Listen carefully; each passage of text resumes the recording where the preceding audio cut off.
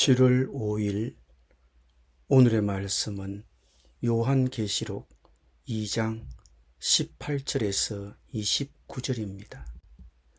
두아디라 교회의 사자에게 편지하라. 그 눈이 불꽃 같고 그 발이 빛난 주석과 같은 하나님의 아들이 이르시되, 내가 네 사업과 사랑과 믿음과 섬김과 인내를 아노니 네 나중 행위가 처음 것보다 많도다. 그러나 네게 책망할 일이 있노라. 자칭 선지자라 하는 여자 이세벨을 네가 용납함이니 그가 네 종들을 가르쳐 꾀어 행음하게 하고 우상의 제물을 먹게 하는도다. 또 내가 그에게 회개할 기회를 주었으되 자기의 음행을 회개하고자 하지 아니하는도다.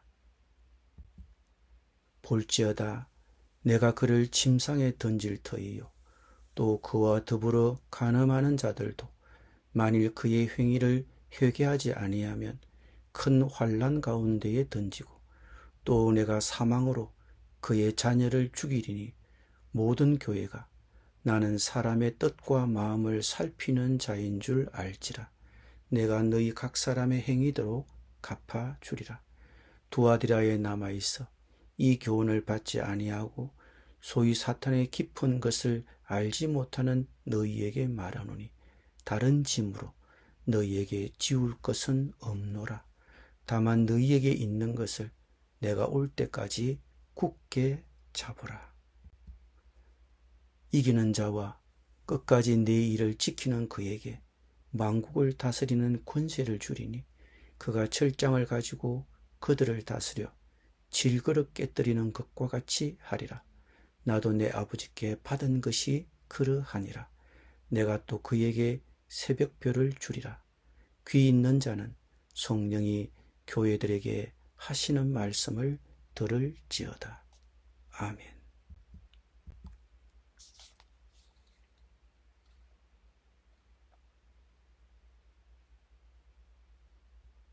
두아디라는 아시아에서 가장 작은 도시였습니다.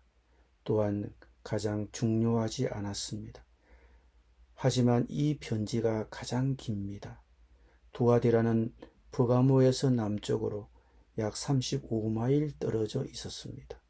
버가모는 사대로 가는 길목에 있었습니다. 이 길은 빌라델비아와 라오디기아로 이어졌습니다. 그곳에는 번화한 시장이 있었습니다. 양모 무역의 중심지였습니다.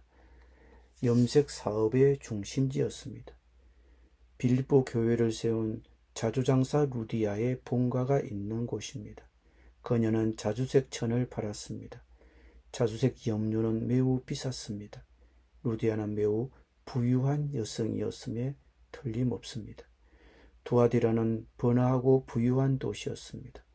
이곳에는 다른 여러 사업도 있었습니다. 양모, 가죽, 청동, 옷감, 제조, 염색, 도자기 제조, 제빵, 노예 무역 등이었습니다. 각 사업에는 노동자 조합인 길드가 있었습니다. 따라서 이 도시에서 장사를 하려면 해당 업종의 길드에 소속되어야 했습니다. 이 길드는 이방 신전과 긴밀히 연결돼 조합원들이 이 신전을 경제적으로 후원하고 신전들의 창기들과 음행을 즐기는 경우가 빈번했습니다. 집단 이주해온 유대인들 대부분 섬유업 길드에 소속됐고 음란한 이방 제사를 드리는 자들도 많았습니다. 그러니 그리스도인들로서는 그러한 모임에 참여할 수 없었습니다. 두아디라 교회에 편지를 보내신 주 예수 그리스도는 그 눈이 불꽃 같고 그 발이 빛난 주석과 같은 하나님의 아들이십니다. 하나님의 아들이라는 칭호가 사용된 유일한 편지입니다. 다니엘서에는 하나님에 대한 다음과 같은 묘사가 있습니다. 그의 얼굴은 번개 같고 그의 눈은 타는 햇불 같고 그의 팔과 다리는 빛나는 노새와 같이 빛났다. 이 칭호는 하나님의 아들의 위대함을 묘사합니다. 주님은 불꽃 같은 눈으로 사람들의 마음과 생각을 꿰뚫어 봅니다. 빛난 주석 같은 발은 주 예수 그리스도의 능력을 보여줍니다. 그는 매우 빠르게 움직일 것입니다. 그분은 두아디라 교회가 하는 일을 압니다. 그들의 사업과 사랑과 믿음과 섬김과 인내를 아십니다. 그리고 그들은 처음보다도 더 많은 것을 행하고 있습니다. 이 교회는 그리스도를 위한 섬김 안에서 성장하고 있었습니다. 그러나 모든 것이 잘 풀리지 않았습니다. 두아디라에 문제가 생겼습니다. 그것은 교회 안에서 비롯되었습니다. 그들은 자칭 선지자라 하는 이세벨을 용납했습니다. 그녀의 이름에서 유추할 수 있는 것이 있습니다. 이세벨 왕비는 아합 왕의 아내였습니다. 그는 악한 왕이었고 성격이 나약했습니다. 이세벨은 시돈 왕의 딸이었습니다. 그녀는 아합과 혼인하면서 자신의 신들을 가져왔습니다. 그녀는 아합과 그의 백성이 바알과 아세라를 숭배하게 만들었습니다. 그녀는 이스라엘 백성이 하나님을 숭배하는 것을 막지 않았습니다. 그러나 그녀는 그들이 바알도 숭배하기를 원했습니다. 그녀는 주님의 선지자들을 죽였습니다. 두아디라 교회의 이세벨이라는 여인은 스스로를 예언자라고 부릅니다. 하지만 그녀의 메시지는 거짓이었습니다. 그녀는 그리스도인들에게 성적 행위를 잘못 가르쳤습니다. 더 나아가 그녀는 백성들에게 우상에게 제사한 고기를 먹도록 했습니다. 이것은 그리스도인들에게 문제를 가져왔습니다. 그들은 생계를 위해 일해야 했습니다. 그들은 다양한 직종에서 일했을 것입니다. 그래서 노동조합인 길드에 가입해야 했습니다. 그렇지 않으면 돈을 벌기가 어려웠을 것입니다. 그들은 조합원들이 참여하는 잔치에 참석해야 했습니다. 그곳에서 사람들은 우상에게 제물을 바쳤습니다. 그리스도인들은 고기를 먹을지 말지 결정해야 했습니다. 그리고 그 잔치에 참여한 사람들은 잘못된 음행에 가담할 것이 예상됩니다. 이런 이세벨의 가르침은 그리스도인들에게 큰 죄를 짓도록 했습니다. 그러나 주님께서는 이세벨을 벌하시기 위해 서두르지 않으셨습니다. 그분은 그녀에게 회개할 시간을 주셨습니다. 그러나 그녀는 회개하지 않았습니다. 그녀는 계속해서 잘못된 일을 저질렀습니다. 그녀는 회개하라는 초대를 전혀 듣지 않았습니다. 22절에서 주님은 회개하지 않는 그녀를 침상에 던지겠다고 하셨습니다. 침상에 던진다는 것은 누군가를 병들게 한다는 뜻입니다. 여기서 언급하는 것은 질병일 수도 있고 고통일 수도 있습니다. 그녀와 더불어 간음하는 자들도 회개하지 않으면 큰 환란에 던지시겠다고 하십니다. 이들은 이세벨의 가르침을 받아들인 자들을 가리킵니다. 그들의 죄는 우상신전에서 행한 음행이었습니다. 하나님은 누구도 벌하기를 원하지 않으십니다. 그분은 모든 사람을 죄에서 구원하기를 원하십니다. 그러나 회개하지 않으면 기회가 없습니다. 회개하는 자들에게는 소망이 있습니다. 그러나 두아디라 교회의 모든 신자들이 그런 것은 아니었습니다. 이세벨의 가르침을 받아들이지 않았던 신자들이 있었습니다.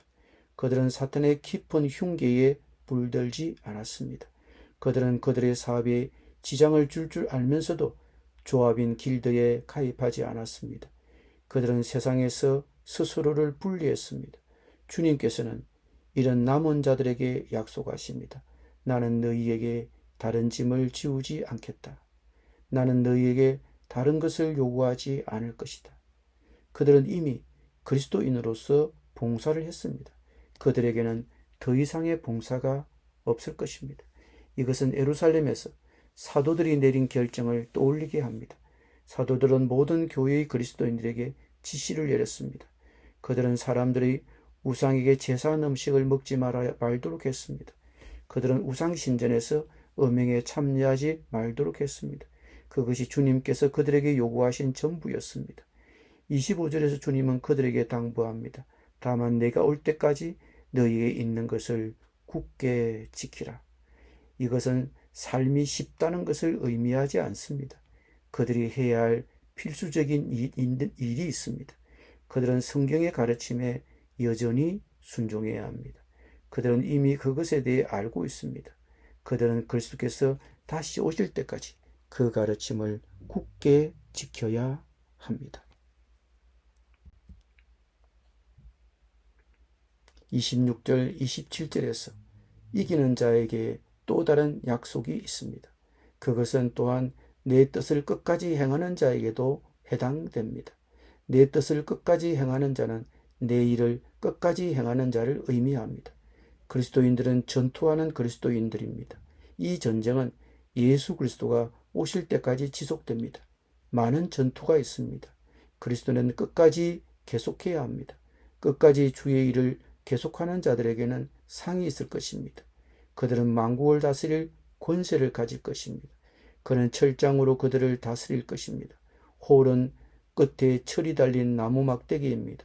그것은 왕이나 통치자의 권세를 보여줍니다. 그가 그들을 산산이 부순다고 덧붙입니다. 이 권세는 아버지께서 아들에게 주신 것과 같습니다. 그리스도께서는 최후의 승리를 거두실 것입니다. 그분은 하나님께 대적하는 자들을 다스리실 것입니다. 싸움에서 이기는 자들은 이 승리에 참여할 것입니다. 28절에서 내가 그에게 새벽별을 주리라 하십니다. 이 선물은 승리의 또 다른 표정입니다. 새벽별은 금성을 가리킵니다. 그것은 승리와 권능의 표정이었습니다. 그리스도는 광명한 새벽별이십니다. 그것은 전쟁에서 승리하는 자들을 위한 것입니다.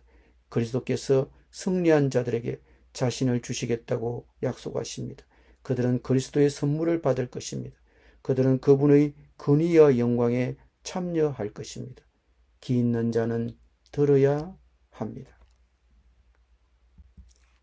기도드립니다.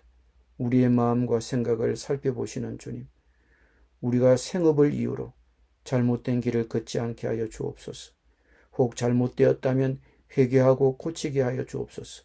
주님의 뜻을 부단히 끝까지 행하는 자가 되게 하여 주옵소서. 예수님의 이름으로 기도드립니다. 아멘.